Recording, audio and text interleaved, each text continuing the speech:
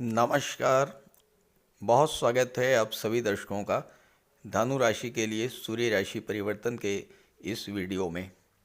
15 दिसंबर 2024 रात्रि 10:19 पर ग्रहों के राजाधिराज भगवान भुवन भास्कर सूर्यदेव राशि परिवर्तन करके गुरु की राशि धनु राशि में गोचर कर चुके हैं और 14 जनवरी तक धनु राशि में ही रहेंगे।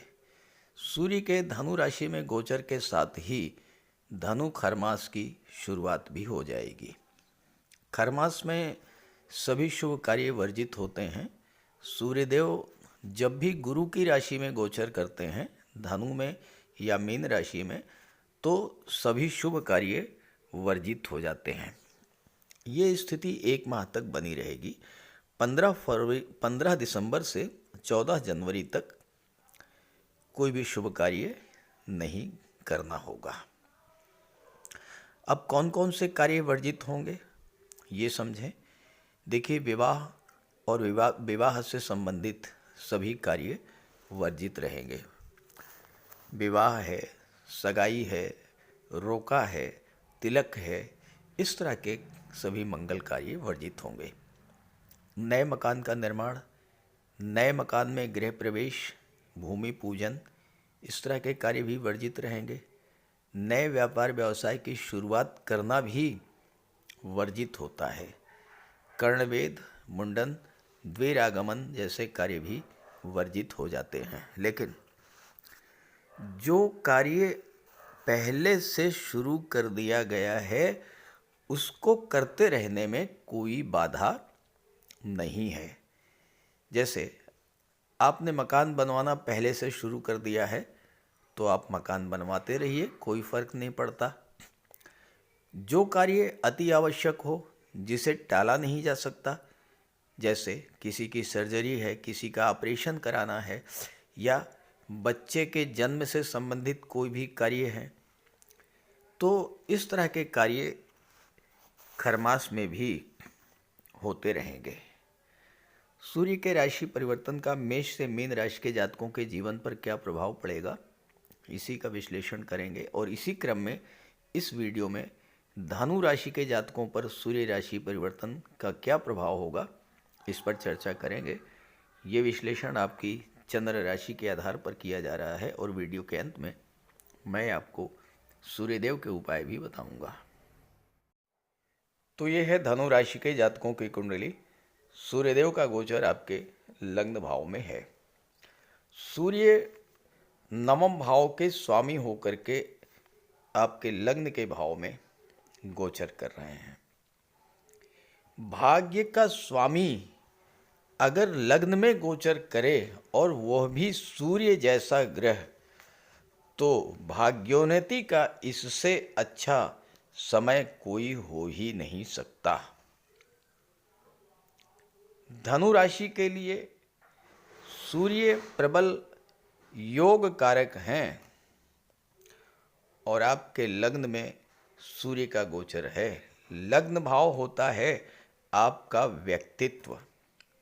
आप स्वयं हैं लग्न, और आप पर अगर सूर्य का प्रभाव पूरे 1 माह तक रहेगा तो आपके व्यक्तित्व में तो एक जबरदस्त क्रांतिकारी परिवर्तन आएगा, क्योंकि सूर्य तो राजा हैं। सूर्य आत्मा है, आत्मबल है, आत्मविश्वास है, ऊर्जा है, सूर्य में अग्नि है, और ये सारी चीज़ें आपके व्यक्तित्व में भी देखने को मिलेंगी।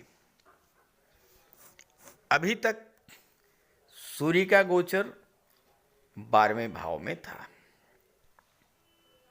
हालांकि भाग्य का स्वामी जब 12वें भाव में जाता है तो विदेश जाने के बहुत अच्छे योग बनते हैं।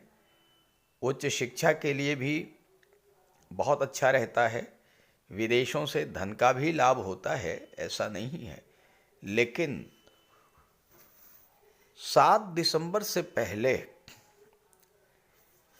12वें भाव के स्वामी जो हैं मंगल, वो अष्टम में गोचर कर रहे हैं, और 7 दिसंबर से पहले मार्गी थे और नीच की राशि में गोचर कर रहे थे। इसलिए 12वें भाव के जो शुभ फल आपको मिलने चाहिए थे वो नहीं मिल पाए, क्योंकि 12वें का स्वामी जब नीच की राशि में गोचर कर जाए तो फिर अशुभ फल ही मिलेंगे।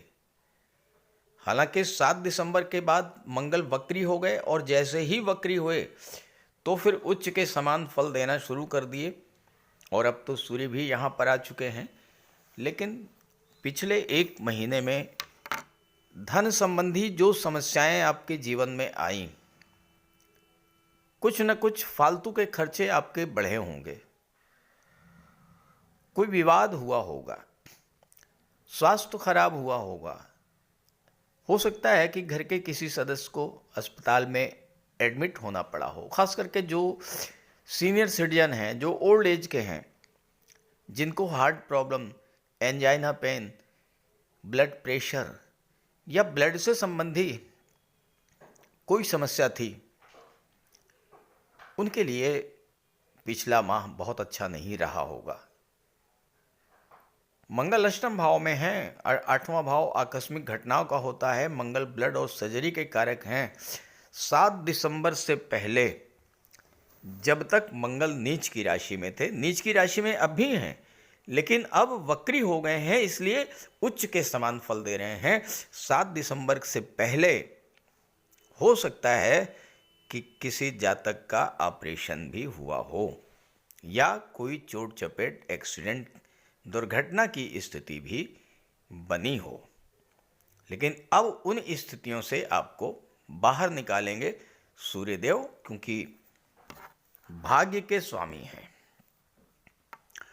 12वां भाव लॉसेस का होता है, हानियों का होता है। धन हानि हो सकता है हुई हो, आपकी बिजनेस में नुकसान हुआ हो, विदेशी व्यापार था आपका, उसमें आपको नुकसान हुआ हो, क्योंकि बुध भी थे सूर्य के साथ, और बुध आपकी कुंडली में सप्तम के स्वामी भी हैं, दशम के भी स्वामी हैं। आपके कैरियर और आपके बिजनेस दोनों पर बुध का ही नियंत्रण है, और बुध भी 12वें भाव में थे, तो हो सकता है कि उस समय आपको बिजनेस में, खास करके विदेशी व्यापार में आपको नुकसान हुआ हो या आपका पैसा फंस गया हो। अब जैसे ही सूर्य आपके लग्न भाव में आए हैं और सूर्य की दृष्टि पड़ रही है सप्तम भाव पर, अब मंगल उच्च के समान फल दे रहे हैं, वक्री हैं, तो एक भाव पीछे यानी सप्तम भाव का भी फल दे रहे हैं मंगल। तो सूर्य और मंगल दोनों का प्रभाव है सप्तम भाव पर। मंगल भी आपके लिए प्रबल योग कारक हैं, सूर्य भी आपके लिए प्रबल योग कारक हैं। तो अब ये होगा कि आपके जो पैसे विदेशी व्यापार में फंसे हुए थे, विदेशों में जो पैसे फंसे हुए थे, वो पैसे मिलेंगे। इस समय मंगल आपको गुप्त धन की प्राप्ति कराएंगे, यानी आपका वो पैसा जो कि डूबा हुआ पैसा है, वो पैसा आपको इस समय मिलेगा। मेडिकल के क्षेत्र से, सर्जरी के क्षेत्र से, इंजीनियरिंग टेक्नोलॉजी के क्षेत्र से, शासन प्रशासन से, गवर्नमेंट से, हर तरफ से धन आपको प्राप्त होगा। सूर्य राजा हैं, गवर्नमेंट के कारक हैं, सरकारी नौकरी के कारक हैं, शासन प्रशासन के कारक हैं। जो जातक इस समय सरकारी सेवा में हैं, उच्च प्रशासनिक पदों पर हैं, आप देखिएगा उनका भाग्य साथ देगा और उनको पद प्रतिष्ठा प्रमोशन का लाभ प्राप्त होगा। हो सकता है कि उनका कोई रुका हुआ पेमेंट इस समय मिले, गवर्नमेंट से कोई पैसा मिले, गवर्नमेंट से जुड़ करके आपको बहुत बड़ा इस समय लाभ मिलेगा। हालांकि आपको अपने अहंकार और ईगो पर नियंत्रण रखना पड़ेगा, क्योंकि सप्तम भाव पर 2 ऐसे ग्रहों का प्रभाव है जो कि अग्नि तत्व ग्रह हैं। मंगल भी अग्नि तत्व ग्रह हैं और सूर्य भी अग्नि तत्व ग्रह हैं। ध्यान दीजिएगा, तो दाम्पत्य जीवन में तनाव की स्थितियां बन सकती हैं। अपने ईगो पर, अहंकार पर बहुत कंट्रोल करना होगा आपको। ऐसा ना हो कि आप अपनी ही बात चलाना चाहें, दूसरे की सुनना पसंद ना करें, और इस वजह से आपके संबंध न केवल अपने जीवन साथी से बल्कि अपने बिजनेस पार्टनर से भी खराब हो सकते हैं, क्योंकि मंगल सूर्य दोनों का प्रभाव है, और मंगल भले ही उच्च के समान फल दे रहे हैं, लेकिन है तो अष्टम भाव में, और आठवां भाव सब कुछ अच्छा फल दे ऐसा तो हो ही नहीं सकता, खराब फल भी देता है आठवां भाव। और आठवां भाव विघ्न बाधाओं का है, रुकावटों का है, आकस्मिक घटनाओं का है। और यहाँ मंगल जैसा प्लेनेट जब गोचर करेगा तो आपको वाहन चलाते समय भी विशेष सावधानी बरतनी होगी, क्योंकि सूर्य मंगल का षडाष्टक योग भी बन रहा है। जैसा मैंने थंबनेल में लिखा है, 6-8 का संबंध बन रहा है, यानी आपका संबंध जब 8वें भाव से बनेगा तो आपके जीवन में आकस्मिक घटनाएं भी घटित होंगी, चोट चपेट एक्सीडेंट की भी घटनाएं घटित हो सकती हैं। तो वाहन चलाते समय भी विशेष ध्यान रखना होगा। लेकिन एक बात बहुत अच्छी है कि मंगल पंचम के स्वामी हैं और गुरु छठे भाव में बैठे हैं, वक्री हैं, तो गुरु पंचम भाव का फल देंगे। तो आप यूं समझें कि गुरु छठे भाव में भी हैं और गुरु 5वें भाव में भी हैं, और गुरु जब 5वें भाव में है तो सूर्य गुरु का त्रिकोण का संबंध बन रहा है, नवम पंचम का योग बन रहा है। तो छात्रों के लिए भी ये गोचर सूर्य का जबरदस्त लाभ देने वाला हो, क्योंकि भाग्य का साथ देगा। मंगल पंचम के स्वामी हैं, आपके अंदर एक नई ऊर्जा का संचार करेंगे। गुरु आपके ज्ञान में वृद्धि करेंगे। छठे भाव में है, सरकारी नौकरी का योग बनेगा, तो छात्रों के लिए भी बहुत अच्छा समय रहेगा। गुरु जब 5वें भाव का फल प्रदान करेंगे तो जो नवविवाहित हैं उनके लिए संतान प्राप्ति का जबरदस्त योग बनेगा।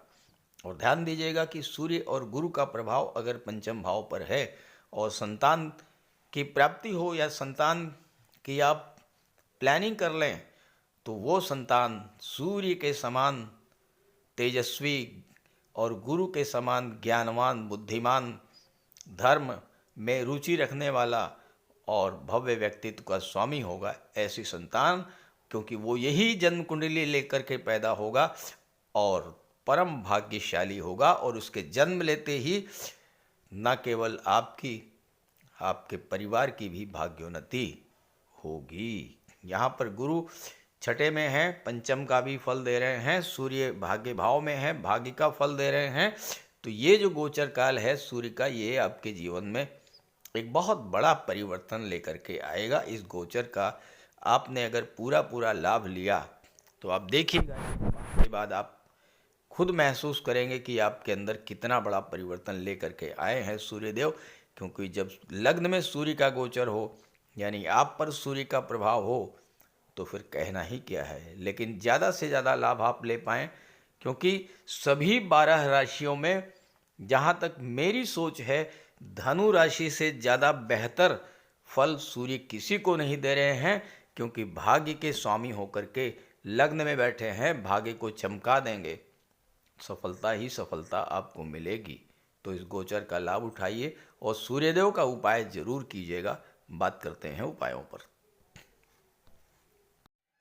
सूर्यदेव को प्रसन्न करने का सबसे बड़ा उपाय है प्रातः काल सूर्योदय से 1 घंटे के भीतर स्नान ध्यान से निवृत्त होकर के एक तांबे के जल में तांबे के लोटे में जल, गंगा जल, अक्षत, रोली, लाल चंदन और लाल पुष्प ये मिला करके सूर्यदेव को जल अर्पित कीजिए। 3 बार में जल अर्पित कीजिए और ओम सूर्याय नमः का जाप करते रहिए।